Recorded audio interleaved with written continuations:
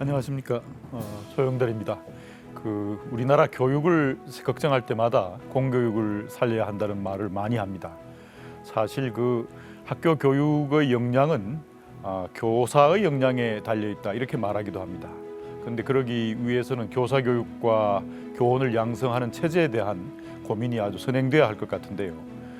우리가 따지고 보면 우리의 교원 양성 체제는 1946년에 교육기본법이 제정된 이후에 지금까지 계속 거의 그대로 유지하고 있습니다. 오늘은 탈현대사회 흐름이나 또 4차 산업혁명 시대라고 말하는 오늘의 시대에 맞는 교사교육과 교원 양성 체제가 무엇인지 또 어떤 변화가 필요한지에 대해서 이야기를 나눠보도록 하겠습니다. 오늘 함께 하실 분들을 소개해 드리겠습니다. 서울대학교 윤리교육과의 박성춘 교수님 나와주셨습니다. 고맙습니다.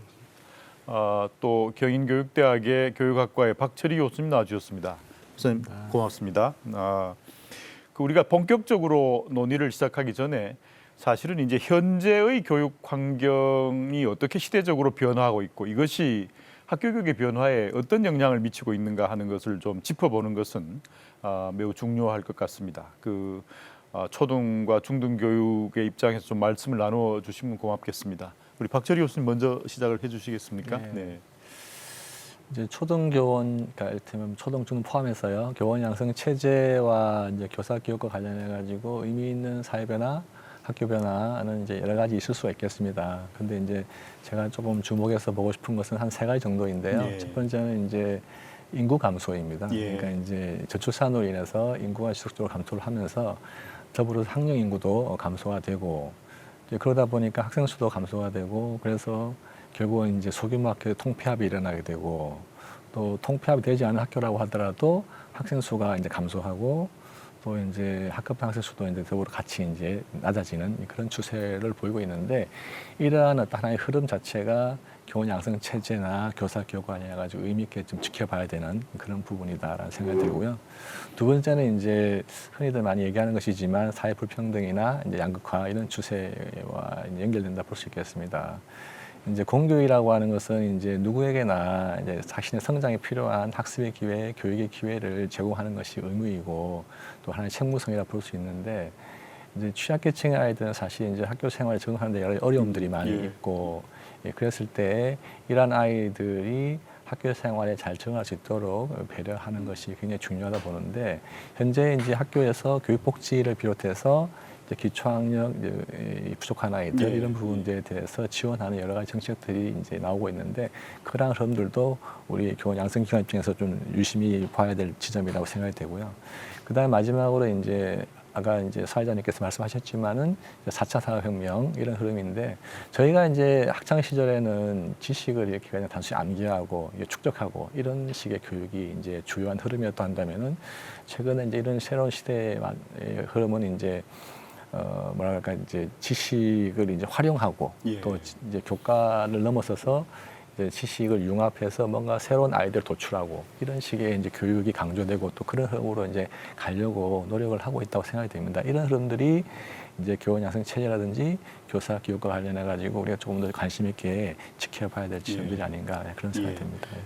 박철희 교수님께서 아주 중요한 흐름들을 몇 가지 짚어주셨습니다. 혹시 박성준 교수님 뭐 추가하거나 하실 말씀 있으면 좀 보태해 주십시오. 좋은 말씀 저도 박철희 교수님 말씀하신 거 다 동의하고요. 저는 우리 학교 교육이 어떻게 변화되었나 뭐 이런 걸 이야기할 때는 제가 중고등학교 때 다니던 학교랑 지금이 무엇이 다른지 제가 중학교 교사로 있을 때 그 학교의 모습과 지금이 얼마나 다른지 이제 거기에 대해서 그냥 편안하게 생각해 볼 필요가 있다고 생각하는데 제가 다녔던 고등학교 교실을 찾아가면 거의 비슷한 것 같아요. 물론 이제 시설이 새로워지고 조금 좋아졌는데 교실, 학교의 모습 20년 전, 30년 전이랑 비슷하다는 생각을 오히려 많이 하게 됩니다. 왜냐하면 사회가 변화하는 속도는 굉장히 빠른데 그에 비하면 학교는 다소 늦게 변하지 않느냐 이런 생각이 들고요.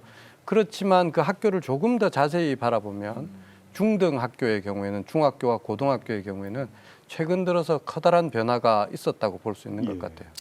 중학교에서는 자유학기제가 실시가 되었고 2016년도부터 전국에 자유학기제가 실시되었거든요. 그러니까 학생들에게 실습과 토론을 바탕으로 해서 참여형 교육을 할 수 있도록 했고, 고등학교는 최근 들어서 선택 교과가 굉장히 늘었습니다. 이는 2025년에 이제 전면적으로 실시될 고교 학점제 도입을 위한 기초인데요. 이제 중등학교, 중학교와 고등학교에서 가장 최근에 주목할 만한 변화라고 본다면, 그러니까 학생들의 다양성을 인정하면서 자유학기제를 실시하고 과목을 선택하는 그런 권리도 줘서 이제 다양성이 학교 현실로 들어오고 있는 것은 아닌가, 이런 생각을 하게 됩니다. 예. 그 뭐 지능정보 사회에 대한 것이나 또 인구의 급감이나 또 그런 여러 사회 환경 가운데 불평등의 문제도 짚어주셨지만, 이제 우리 정보 사회가 아주 진전되면서 말씀하신 대로 변화가 없는 듯하지만 사실은 학교에서는 그 일종의 학생들의 자유학기제나 고교학점제나 다 학생들의 선택과 다양성을 위한 중요한 장치들이죠. 이제 그런 것들이 일어나고 있다고 여겨집니다. 그리고 이제 또 하나 제가 생각할 때 사람들이 주목하고 있는 것은 이 세상이 굉장히 좀 불확실해졌고, 또 그런 가운데서 학교라고 하는 것이 과거에는 이제 고기를 이렇게 잡는 방법을 가르쳐 준다 이렇게 이야기했지만, 이제 지금은 사실은 이제 오늘날 사회에 고기 잡는 방법이 정확히 무엇인지 알지도 못하고 또 어떻게 인식해야 하는가에 대해서도 많은 논란이 있을 수 있고 해서, 사실은 오늘의 학교는 고기 잡는 방법을 선생님들과 학생들이 다 같이 찾아가는 어떤 장을 제공해 주는 것,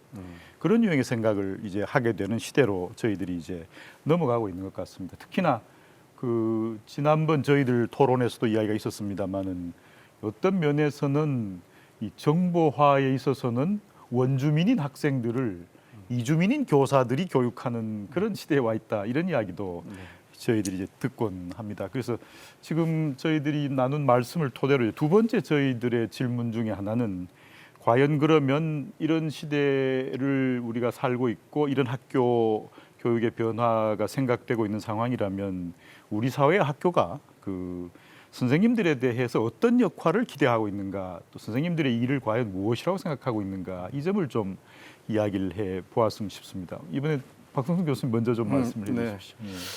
참 우리 선생님들이 열심히 우리 학생들을 지도하고 있는 것 같아요. 과거 우리 예전에 생각해 보면 또 누구의 마음이나 우리 한 분씩 은사 선생님이 있잖아요. 고마운. 근데 지금도 많은 선생님들이 그렇게 노력을 하고 계신다고 하는 것은 우리 사회가 우리 선생님들에게 보다 나은 교육을 기대하고 있는 것 같아요. 이제 아까 말씀드린 대로 현대 사회에 여러 가지 특징이 있겠지만 다양성의 확대, 학생들의 요구가 다양해지잖아요. 그러니까 선생님에 대한 기대 또는 선생님의 역할 중에 중요한 것은 다양한 욕구 또는 뭐 다양성을 표현하고 있는 이 아이들에게 다양한 교육을 제공하는 것, 이제 그것이 기대되지 않나 싶고요. 선생님들이 하시는 많은 일들 중에 하나가 학생들을 차별화해서 차별화된 교육, 그리고 학생들의 진로에 맞는 그런 교육을 하는 것이 기대되는 것 같습니다. 예.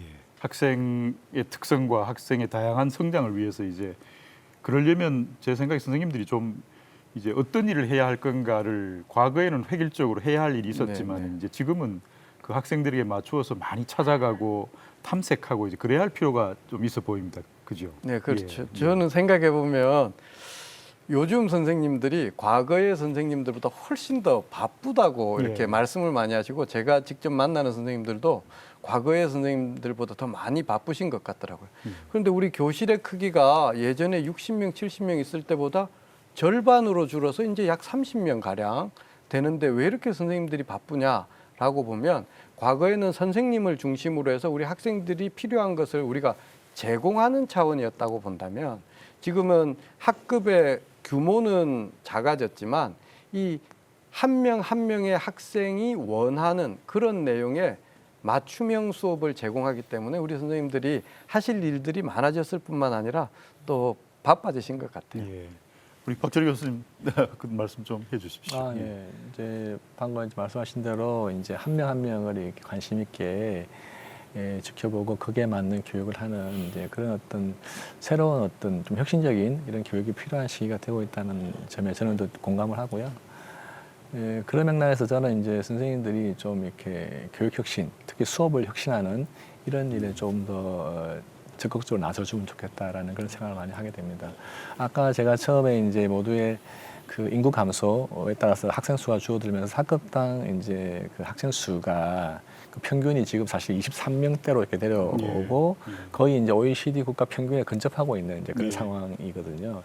그랬을 때 이제 과거 우리가 공부했던 시절에 비하면 거의 뭐 반토막 이상으로 이렇게 교육 환경이 많이 개선이 되었다 했을 때 이러한 교육 환경 개선이라고 하는 것이 이제 그 수업 혁신, 그냥 과거에 그냥 전체를 놓고 일방적으로 가르치는 이런 방식이 아니라 아까 말씀하신 대로 하나하나 아이들의 특성에 맞는 이런 수업, 또 서로 상호작용을 하는 이런 수업의 어떤 새로운 어떤 모델들을 만들어 나가는 이러한 노력들에 이제 교사들이 좀 적극적으로 나설 때가 되지 않느냐. 특히나 이제 이런 식의 그 역할을 할 수 있는 좋은 환경이라고 또 볼 수 있는 것이 뭐냐면은 이제 교육감, 이제 직선제 교육감 제도가 도입이 되면서 최근에 이제 교사들이 이제 교육 정책, 교원 정책에 이제 관여할 수 있는 폭이 여지가 많아지고 있어요. 그래서 이제 교사들에게 상당한 많은 자율성을 이제 부여하고 있기 때문에 이런 기회에 교사들이 좀 이런 좋은 환경 속에서 좀 수업을 좀 혁신하는데 적극적으로 나서주면은 우리나라가 교육의 질이 훨씬 더 선진국을 앞서서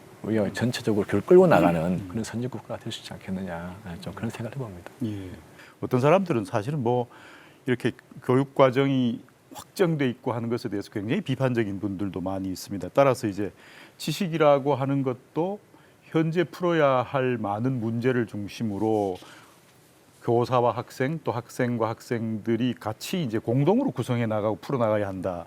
이제 그런 이야기들을 하시는 분들도 많습니다. 그러니까 결국은 제가 생각해 보면 우리 저 박성준 교수님 말씀해 주신 이제 학생에게 맞추어진 학생 중심의 그런 어떤 커다란 방향이 하나 있고, 또 이제 그런 것을 하려면 과거 지식 전달자로서의 교사에서 이제 어떤 면에서는 좀 그걸 뭐라고 표현해야 될까요? 하여튼 좀 그냥 뭐 이렇게 그 유목적이라고 해야 하나요? 이것저것을 이 학생들 찾아서 스스로 이렇게 다니면서 탐색해 나가는 그런 주도적인 역할을 해 나가는 교사의 상이 필요할 텐데, 이제 그런 교사의 상이라고 하는 것은 결국은 자기의 수업과 자기 자신을 이렇게 혁신해 나가는 이제 그런 관점이 필요하지 않을까, 대략 우리가 그렇게 좀 이야기를 해볼 수 있을 것 같습니다.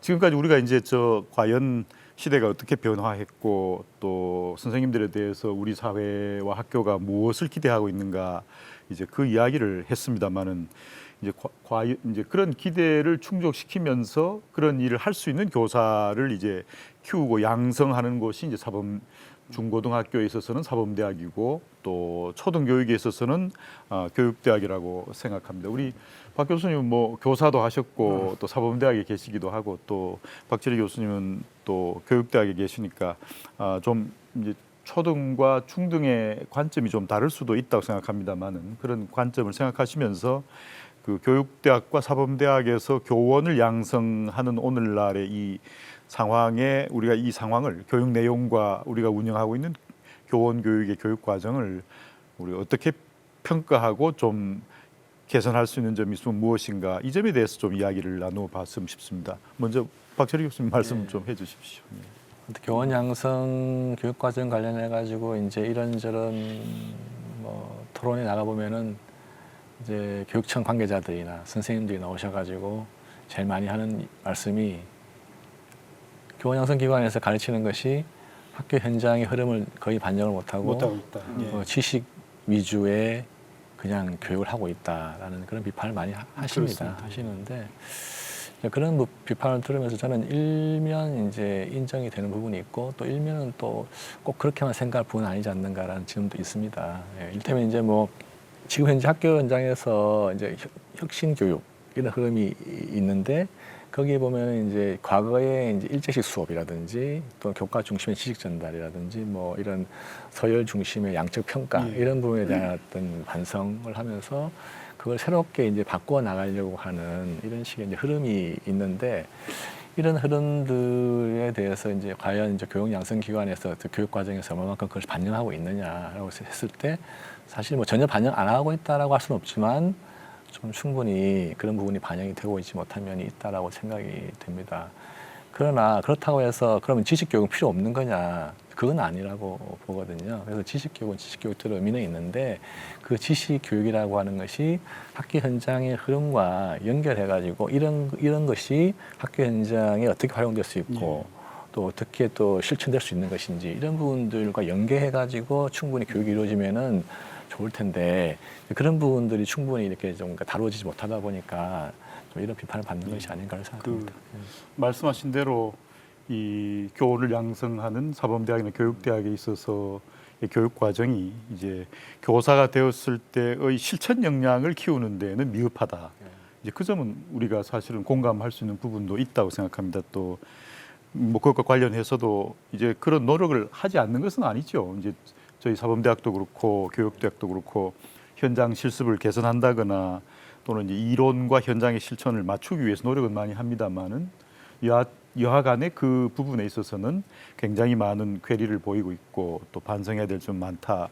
뭐 그 말씀은 아마 저희들만이 아니라 많은 분들이 공감하리라고 생각합니다. 또 혹시 박성 교수님 말씀 있으면 들려주십시오. 네, 우리 아까 처음 시작할 때 우리 중고등학교의 현장이 과거와 현재를 비교해 볼 때 얼마나 많이 달라졌나라고 이야기를 하면서 많이 달라진 것 같지는 않다.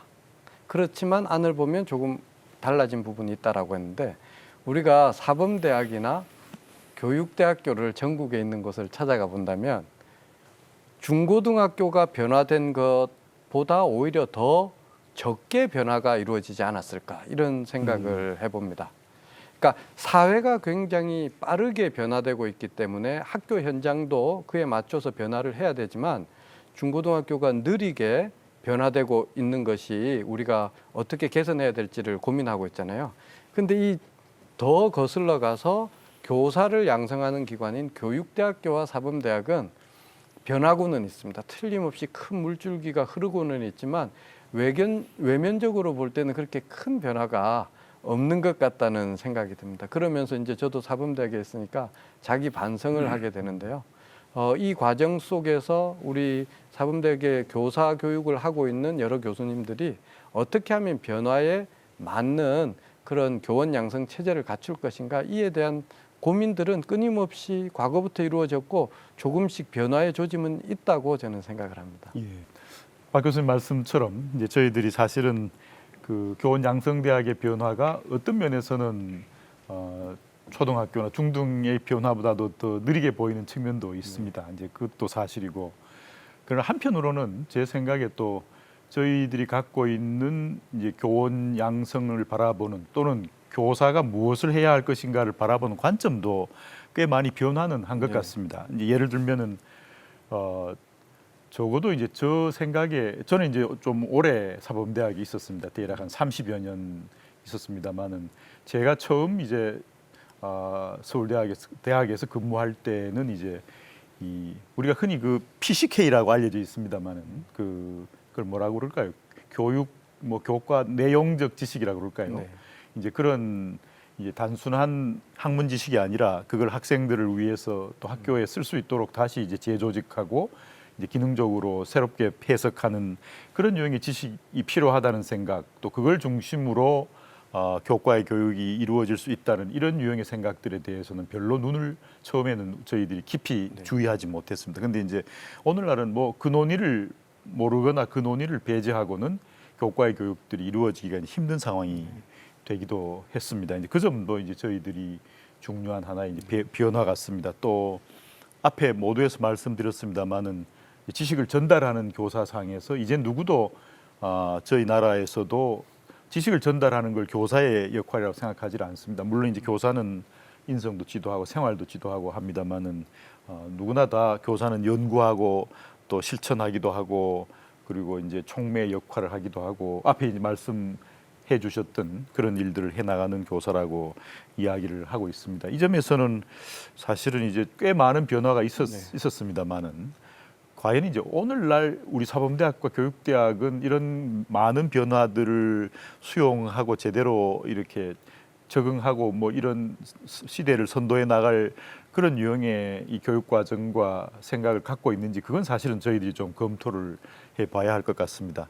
그 뭐 저 이걸 다른 모든 대학으로 뭐 일반화하기는 힘들겠습니다만은 그 재직하고 계시는 대학을 생각하시면서 이 좀 우리 교육대학은 어떻습니까? 어떻게 좀 평가하거나 말씀을 좀 주실 수 있을지 모르겠습니다. 근데 이제 저희도 이런 여러 가지 이제 현장의 흐름이랄까 교육청 요구들을 반영해서 이제 뭔가 개선을 실습 제도도 개선을 하고 이제 여러 가지 이를테면은 또 저희는 이제 이 경인교대 같은 경우는 경기 인천 지역을 이렇게 이제 주로 이렇게 조사로 진출해 나가고 있기 때문에 경기 인천 지역의 어떤 그 교육의 특수성 이런 부분들에 대한 이해가 좀 필요해요. 그래서 이제 교육청과 협력해가지고 이제 뭐 이를테면 경기 교육의 이해라든지 뭐 인천 교육의 이해라든지 이런 식의 이제 강좌도 개설해서 학생들에게 이제 앞으로 나아갈 그 교육 현장에 대해서 좀 더 깊이 이해할 수 있도록 이제 많은 배려를 이제 하려고 노력을 하고 있습니다. 근데 그럼에도 불구하고 여전히 이제 조금 아쉽게 생각하는 부분들이 있는데 이를테면 아까 이제 제가 말씀드렸듯이 이제 뭐 학교 생활에 잘 적응 못하는 아이들이라든지 기초학력이 이제 부족한 아이들 이런 아이들을 이제 학교 현장에서는 이제 그 아이들을 어떻게 해서든지 학교 생활에 적응하고 학력을 향상시키기 위해서 노력을 많이 하는데 선생님들 얘기를 많이 들어보면은 그런 아이들을 어떻게 지도해야 될지를 잘 모르겠다. 아무리 해도 잘 안 된다. 이런 식의 이제 약간 좀 비관적인 말씀을 많이 하시는데 그것에 있어서는 저는 이제 교원 양성 기관도 좀 책임이 있다고 생각이 듭니다. 그러니까 저희 학교뿐만 아니라 다른 교대의 교육 과정을 보면은 그 이를테면 이제 이런 기초학력이 부진하다든지 뭐 학습 부진 아이들을 어떻게 지도를 해야 되느냐 이런 부분들을 좀 집중적으로 가르치는 그런 강좌가 많지 않습니다. 그러다 보니까 교사로 훈련되는 과정에서 그런 부분에 대한 충분한 이제 뭐 지식이나 스킬 이런 기술 부분들을 제대로 이제 익히지 못하다 보니까 학교 현장에 나와서 좀 그런 어려움을 겪는 것이 아닌가 생각이 들고 그런 점에서 이제 좀 앞으로 우리 뭐 교대 사대는 어떤지 모르겠습니다. 근데 우리 교대 같은 경우는 좀 그런 부분에 조금 더 관심을 가지고 좀 노력해야 된다. 왜냐하면 이제 이 공교육이라고 하는 것은 공부 잘하는 애들만 소중한 것이 아니라 공부 못하고 좀 어려운 애들도 사실은 우리에게 소중하고 그에 필요한 교육도 해야 되기 때문에 공교육을 담당한 교사라면 당연히 그런 능력을 갖추고 나아가야 된다 이런 생각이 듭니다.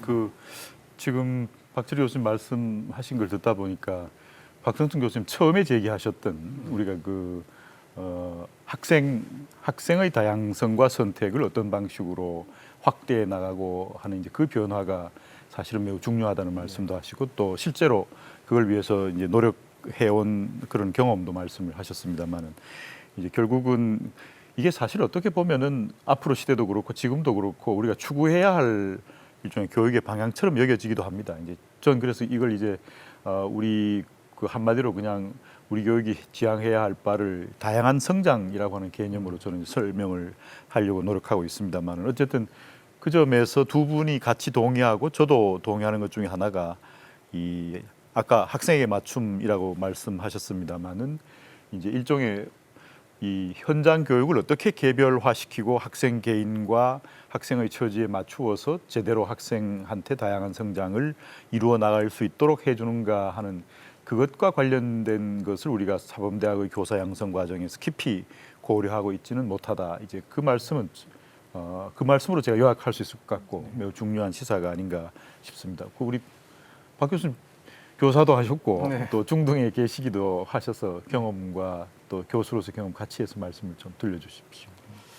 그 요즘 사회를 지식 정보 사회라고 하잖아요. 4차 산업혁명이 이루어지고 있고 인공지능도 있고 지식이라고 하는 측면에서 바라본다면 우리 학교가 굉장히 중요한 장소였습니다. 지식을 많이 가지고 있는 상대적으로 많이 가지고 있는 교사들이 학생들에게 지식을 전달할 뿐만 아니라 학생들이 스스로 지식을 구성할 수 있도록 도와주는 기관이었는데요. 이제는 4차 산업혁명 시대의 지식이라고 하는 것이 교사가 상대적으로 더 많이 가지고는 있지만 과연 과거 시대만큼 그렇게 더 많이 가졌다고 볼 수 있느냐의 문제죠. 무슨 말이냐면 뭐 네이버라든지 구글이라고 하든지 그 온라인상에서의 지식이 있고 학생들이 개별적으로 지식을 미리 접하고 있기 때문에 교사가 지식을 독점하고 있는 것 같지는 않아요. 자, 그렇게 본다면 이제 교사들이 이제 훌륭한 교사로서 성장하는 과정에 지식적인 측면보다는 우리 학생들이 지식을 어떻게 찾아갈 수 있느냐의 문제, 이제 거기에 대한 초점이 우리 교원 양성 체제인 교육대학교나 사범대학에도 더 많은 강조가 주어져야 될 것 같습니다. 이런 교육 과정과 교육의 내용을 진화하는 것이 교원 양성 체제가 갖고 있는 일종의 이제 현안이기도 하고 개선점이라고 생각하면 과연 이제 오늘날 우리가 갖고 있는 이 사범대학과 교육대학이라고 하는 교원 양성의 체제는 이게 과연 적합한가? 이 점도 우리가 한번 논의의 대상으로 삼을 수 있을 것 같습니다. 그 앞에서도 말씀드렸습니다만 제가 이렇게 찾다 보니까 저희들이 1946년경에 이제 교육기본법 제정해서 사범대학과 교육대학의 체제를 만들고 난 이후에 뭐 조금씩의 변화는 생겼습니다. 아까 말씀하신 뭐 그 교육과정 운영의 자유학기제에 대한 뭐 그런 시도도 있었고 또 오늘날 이제 고교 이제 학점제 이야기도 진행 중이고 합니다만은 커다란 이제 변화는 학교 사회에서도 없었고 특히 이제 교원 양성 체제에 있어서는 거의 그대로 이제 유지하고 있다고 생각할 수 있습니다. 물론 그 교사의 양성을 이제 의무 발령해서 이제 그렇지 않은 체제로 바꾼 것은 이제 하나의 큰 변화이긴 했습니다만은 그래서 그럼 지금의 이 교원 양성 체제를 어떻게 보고 있는지 그 말씀을 좀 나눠 보도록 하겠습니다. 우리 박 교수님 먼저 말씀 좀 들려주십시오. 근데 이제 그 교원 양성 체제가 이제 변화가 없었다라고 말씀하셨는데 사실 초등 같은 경우는 좀 변화가 있었다고 좀 볼 수 있습니다. 왜냐하면 처음에 이제 저희가 이제 정부 수립 이후에 이제 사범학교로 이제 출발을 해가지고 양성을 하다가 그 다음에 이제 2년제 초급 대학 그렇죠. 수준에서 이제 교사 양성하다가 그다음에 이제 4년제로 이렇게 체제가 계속 변화해 왔거든요. 그러니까 그렇네요. 중등 같은 경우는 사실은 이제 큰 변화가 변화, 없었다고 볼 수 있는데 초등 같은 경우는 이제 그런 식의 나름대로 이제 변화를 해왔다라고 저는 생각을 합니다.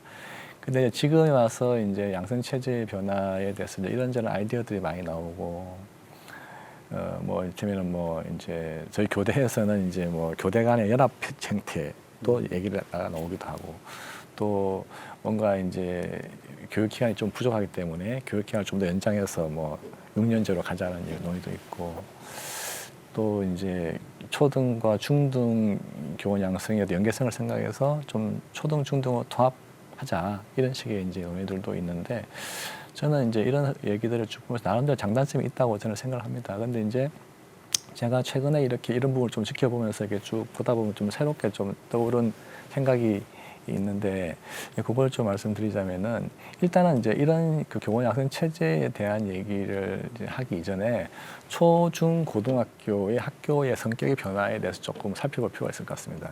저는 특히 이제 중학교의 어떤 그 변화에 좀 많이 관심을 갖게 됐는데 이 중학교가 이제 우리가 97년도죠. 그때 이제 국민 공통 기본 교육 과정이 들어오면서 이제 초등과 중학교가 함께 이렇게 이제 그 국민 공통 기본 교육 과정 이제 누구나 배워야 되는 공통 기본 교육 과정을 이제 학교급이 아니라 학년 단위로 해서 하나의 시스템으로 하나의 체제로 교육 과정이 이제 묶이게 되고 그 다음에 이제 중학교가 2004년도로 제가 기억이 나는데 2004년도에 전면적 의무교육화가 도입이 되면서 초등학교와 중학교가 하나의 의무교육기관으로서 국민 공통 기본 교육 과정을 담당하는 그런 교육기관이 되었고 또 최근에 이제 그 초등학교와 중학교의 통합학교 그러니까 이게 하나의 공간에 같은 학교가 통합되는 이런 학교가 점차 이제 증가하는 이런 추세에 있습니다. 그래서 저는 이제 중학교가 점차 초등학교와 상당히 이제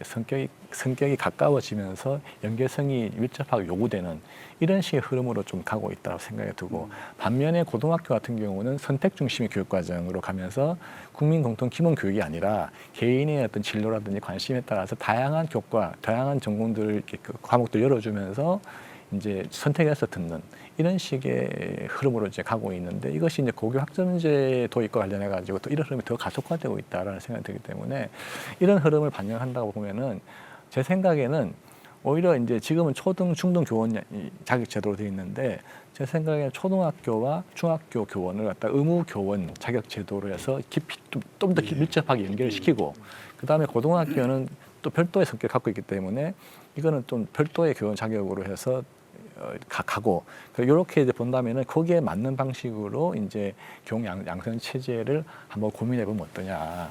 이건 이제 최근에 제가 이렇게 이런 부분 좀 고민하면서 나름대로 좀 저 나름대로 한번 생각해 본 부분입니다. 예. 예.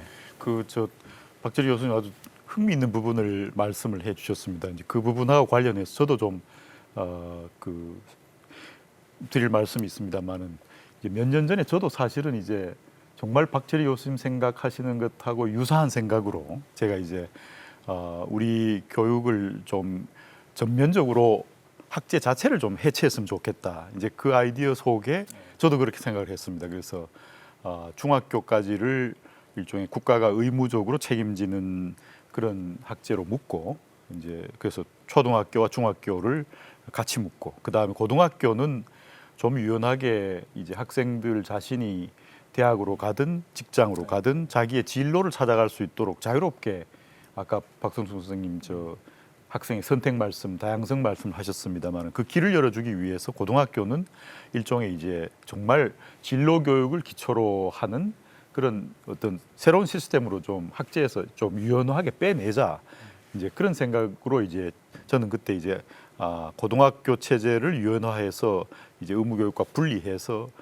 진로 교육의 그걸로 새롭게 좀 구성을 하자 이제 그 제안을 했습니다. 그러다 보니까 교원 양성 체제도 초등과 중등은 의무 교육을 중심으로 하는 교원 양성 체제로 가져야 하니까 그렇게 되면 초등과 중학교 교원은 이제 같이 양성할 수 있는 상황이 되는 거죠. 이제 고등학교는 이제 자기 인생의 어떤 진로를 위해서 선택을 위한 기초이니까 이제 그 부분에서 새롭게 교육 과정을 구성하고 그렇게 되면 아마 그 선생님들이 해야 할 역할 중에 중요한 역할은 교과를 가르치는 그런 역할보다는 학생과 이야기하고 진로 선택에 도움을 주고 이렇게 같이 학생의 개별적인 그 선택을 위해서 같이 고민하는 그런 역할들이 중심이 되는 이제 그런 좀 전문적인 체제로 옮아갈 것이어서 이제 그렇게 되면 이제 사회의 다양한 직종들이 또 교원의 양성과도 같이 연결될 수 있을 것 같아서 이제 그런 체제를 제가 한번 제안한 적도 있습니다. 예. 그래서 그건 저도 뭐 상당히 과거에 그렇게 생각했었던 부분이긴 합니다만은 이 말씀 제가 다시 한번 돌아오겠습니다. 우리 박 교수님 말씀도 듣고 박 교수님 혹시 생각 있으시면 다른 말씀 좀 해주시죠. 네, 교원 양성 체제, 즉 교사를 교육시키는 이 기관에 교육 과정을 어떻게 더 발전시킬 것이냐의 문제는 굉장히 오랫동안 사범대학이나 교육대학 교수님들의 항상 그 본질적인 질문이었던 것 같습니다. 그것은 보다 더 훌륭한 교사를 양성해서 학교 현장에서 보다 더 훌륭한 교육을 시키는 교사를 이렇게 우리가 교육시키겠다는 의미였잖아요. 근데 저는 점점 시대가 이렇게 변할수록 우리 사회가 요구하는 교사의 상은 더 잘할 수 있는 더 훌륭한 교사인 것 같아요. 이제 그렇게 본다면 교원 양성 체제에 있어서도 변화가 있어야 된다고 생각을 합니다. 많은 논란이 여러 차례 논의가 되고 제가 알기로 우리 사회자이신 조영달 교수님께서도 10여 년 전부터 열심히 그 논의하셨던 것으로 알고 있는데 사범대학이나 교육대학을 4년제 대학으로 지금과 같이 둔 상태에서 내용을 바꿀 것이냐 아니면 4년이 아니라 이것을 보다 더 확장을 해서 6년제 기관으로 하면서 이렇게 체제 자체도 바꾸고 내용 자체도 보다 더 심화할 것이냐 이런 문제가 논의되었었잖아요. 예, 맞습니다. 저는 이 자리를 빌어서 한번 이야기하고 싶은데 그 의대가 6년제잖아요. 예. 만약에 4년제 의과대학이 있고 6년제 의과대학이 있다. 라고 하면 저 같은 경우는 뭐 다 훌륭하신 의사 선생님이 되시겠지만 6년 동안 수련하신 의사 선생님과 이렇게 상담도 받고 싶고 이렇게 되고 그렇죠. 싶어요. 예. 사람의 생명을 다루는 아주 소중하니까. 그런데 우리 교육도 마찬가지로 사람의 생명은 아니더라도 사람의 인생을 다루는 정말 중요한 부분이잖아요. 근데 사회가 변하고 있고 더 많은 것이 요구되고 있으니까 4년에 걸쳐서 교원 자격증을 취득하는 것이 아니라 6년에 걸쳐서 한다면 어떨까? 예. 이런 이야기들을 우리 사범대학이나 교육대학 내에서만 할 것이 아니라 우리 많은 국민들, 학부모님들 함께 생각해 보는 것도 좋은 시점이 아닌가 그런 생각을 해봅니다. 예. 제가 이제 오기 전에 마침 그 다른 나라들은 어떻게 하고 있는가 하는 걸 이제 제가 대략 뭐 자주 자세히 보지는 않았습니다만은 또 나라마다 사정이 원체 복잡하고 다지해서 그걸 뭐 우리나라 맞추어서 일률적으로 보기에는 좀 한계가 있어서 이제 그냥 피상적인 하지만 대략 원칙적으로 어떻게 하고 있는가를 봤더니 그 예를 들면 그 미국이 이제 미국은 주마다 좀 성격도 다르고 합니다만은 그 미시간 같은 데 있어서는 이 미시간 주립대학 경우를 보니까 이제 5년 정도를 해서 대학원 과정을 하게 이제 그렇게 이제 되어 있는 부분을 봤고요. 그 다음에 핀란드 경우도 대략 보니까 한 5년 정도의 시간을 들여서 그 거기는 이제 일종의 실습도 굉장히 강조를 하고 또 뿐만 아니라 일종의 이제 교과의 교육 교직의 기초 이런 부분도 상당히 강조하고 또 내용도 같이 강조하는 일종의 연합해서 같이 협력하는 형태를 만들고 있기도 했습니다. 그리고 저도 사실은 이제 우리 아까 말씀하셨습니다만 10여 년 전에 좀 반개방형 이제 6년제를 하면 어떤가 이제 그 제안을 하기도 했습니다만은 그러면 그 이런 6년제 이야기 뭐 이건 이제 또 다른 이제 논점이어서 더 여기서 그걸 깊이 다루기는 곤란합니다만은 그 우리 박철익 교수님께 제가 좀 궁금한 게 있어서 현실적으로 보면 저희들이 이제 어떤 한 지역의 경우에 있어서는 교육대학과 사범대학이 일정 부분 이제 완전히 뭐 합쳐서 융합되었다기보다는 같은 캠퍼스 내에서 이제 저 일종 연합해서 공동으로 같은 대학 내 하는 조처를 취하고 그렇게 운영되어 왔습니다만은 이런 사범대학과 교육대학의 어떤 그걸 용어가 아주 좀 조심스럽습니다. 이게 통합이라 연합이라 표현할 수도 있고 뭐 하여튼 어떤 형태든 협력해서 같이 공동의 서클을 만들고 그 속에서 교원을 양성하는 시스템 이제 그런 점에 있어서는 교육대학에 계시는 교수님으로서는 어떻게 생각하시는지 제가 그 점을 좀 질문드리고 싶습니다. 저는 이제 그 초등과 일퇴, 중등 일퇴 뭐 쉽게 해서 뭐 교대 4대 통합을 한다 했을 때 그 통합의 의미가 단순히 그냥 한 공간에 이렇게 모아놓는다. 그것만은 아니라고 저는 생각이 들고 그래서 한 공간에 갔을 때 그러면은 어떤 식의 그 연계성 통합을 할 것이냐 이런 부분에 대한 좀 고민이 필요하다 생각이 듭니다. 그래서 이제 아까 제가 이제 그 아이디어를 말씀드렸던 것도 그러면 기존의 교대와 사대가 한 공간에 들어왔다. 그랬을 때 그럼 교대는 교대대로 있고 사대 사대로 그냥 있다. 그러면 사실 그 통합의 의미가 크게 없는 것이 아닌가. 단순히 경제적인 효과가 좀 있다. 그런 정도 이상의 의미가 있을까 싶고 그랬을 때는 이제 이 두 대학 초등교원 양성체제와 중등교원 양성체제를 어떤 방식으로 이제 결합을 시킬 것이냐라는 부분에 대한 좀 고민을 해야 된다 보거든요. 그랬을 때 이제 아까 제가 말씀드린 대로 여러 가지 초중 고등학교의 변화를 볼 때 이제 초중학교를 하나로 묶고 이것은 이제 의무교육 기관이고 사실 중학교 같은 경우도 의무교육이 되기 전에는 전체 학교에서 한 40% 가까이가 사립이었어요. 근데 지금은 이제 의무교육이 되면서부터 13% 정도 때까지 사립이 줄어들었거든요. 대부분이 이제 공립으로 됐기 때문에 그렇다 본다면은 정부에서 이제 교원 양성, 그러니까 그 학교 설립뿐만 아니라 교원 양성까지도 책임지고 이제 하고 그 다음에 100% 입력을 못하더라도 지금 초등과 같이 양성을 했으면은 일정 정도 이상의 어떤 임용을 연계시키는 좀 목적형을 확실하게 운영을 하고 반면에 고등학교 같은 경우는 개방형 체제이기 때문에 아까 이제 조은달 교수님 말씀하셨지만은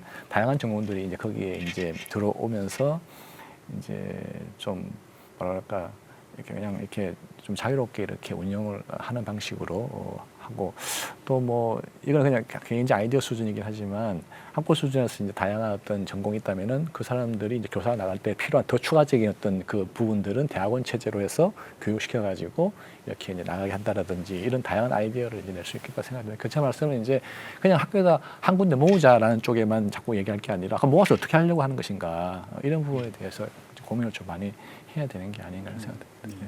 그 말씀하신 아까 저희들 말씀했습니다만 이제 기본적으로 교원의 양성이라고 하는 것은 이제 학제를 어떻게 이제 성격 규정하고 운영할 것이냐 하는 그 논의하고 맞물려 있다고 생각합니다. 그래서 이제 그 부분하고 같이 오늘 뭐 다 말씀 나누기에는 불가능할 것이라고 생각합니다만은 박 교수님 생각도 이제 학제에 대한 고민을 깊이 해서 이제 중학교까지를 이제 의무 교육으로 묶고 이제 좀 교원의 양성을 개방형이 아니라 이제 학생을 길렀으면은 되도록이면 발령 내는 상황으로 일종의 목적형 사범대학이나 교육대학을 구성한다고 생각하면 시너지 효과를 낼 수 있도록 같이 운영하는 것은 그건 이제 가능할 수 있다. 뭐 어떤 면에서는 타당할 수도 있다. 이렇게 생각하시는 걸로 제가 이제 이해를 하고 싶습니다.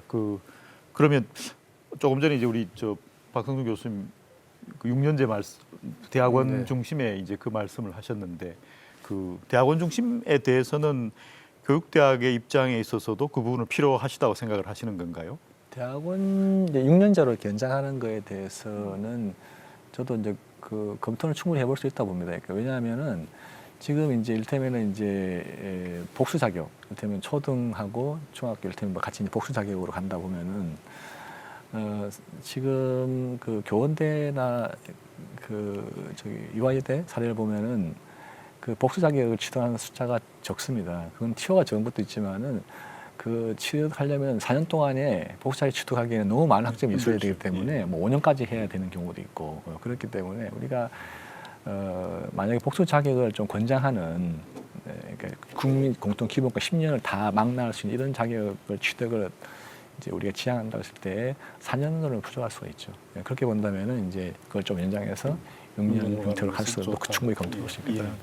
그 사범대학에서 이제 6년을 이야기하고 대학원을 이야기하는 것은 이제 꼭 복수 자격보다도 이제 교사의 성격 자체를 조금 이제 다르게 보기 때문이 아닌가 싶습니다. 이제 제가 박성준 교수님께 그 아까 6년 말씀을 하셨는데 그 6년이라는 게 결국은 꼭 6년이라기보다는 이제 교사의 능력을 이제 연구 실천할 수 있는 지식을 중재하고 새롭게 재구성할 수 있는 능력을 지닌 교사가 필요하다. 이제 그 관점 때문에 이제 사범대학의 경우에 있어서는 6년 또는 대학원 이야기를 하는 것 같습니다만 그 사범대학의 6년제 말씀을 조금 더 추가 뭐라 그럴까요? 보충 설명을 좀 해줄 수 있으면 저희들이 도움이 되겠습니다만. 네, 우리 뭐좀 비교를 해서 설명하면 수월할 것 같은데 의과대학이랑 뭐 사범대학이랑 성격이 많이 다르지만 의과대학은 예과라고 해서 1학년, 2학년 때 교양 강좌라든지 과학의 기초라든지 이런 걸 듣고 나중에 본과 4년에 걸쳐 가지고 의학적 지식을 심도 있게 이렇게 다루잖아요.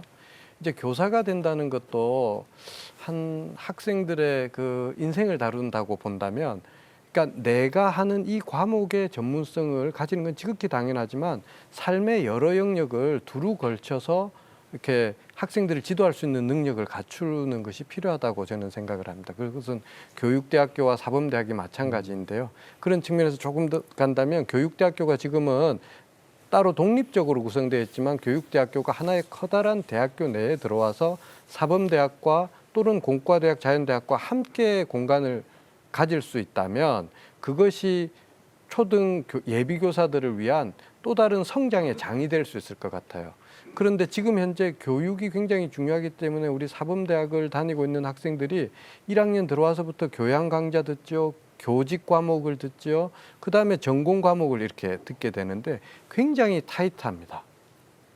그렇기 때문에 보다 더 넓을 뿐만 아니라 깊게 자신의 전문성을 향상시키기 위해서는 물리적으로 일단 시간의 양이 좀 필요하다는 그런 생각이 듭니다. 그래서 초반 부분은 보다 더 이제 폭넓게 공부를 한다고 한다면 후반 부분 그게 6년이 될 수도 있고 아니면 4년, 5년도 될 수도 있는데요. 후반 부분은 보다 더 이제 교육적인 측면에 강조해서 이렇게 하면 좋겠다는 생각이 듭니다. 예, 잘 알겠습니다. 그 학생들이 스스로 꿈을 이루어 나가는 학교 교육은 우리 미래를 위해서 우리가 지금 해야 할 아주 중요한 일입니다. 또 그 일에 교사는 능동적인 주체라 할 수 있는데요. 오늘 함께 논의한 교사 교육과 교원의 양성을 위해서 우리 사회가 그 환경을 조성하고 투자하는 일은 우리나라의 미래를 위해서 매우 시급한 일이 아닐까 생각합니다. 대한민국의 교육을 바로 세우기 위해서 지금까지 함께 시청해 주신 시청자 여러분께 감사드립니다. 고맙습니다.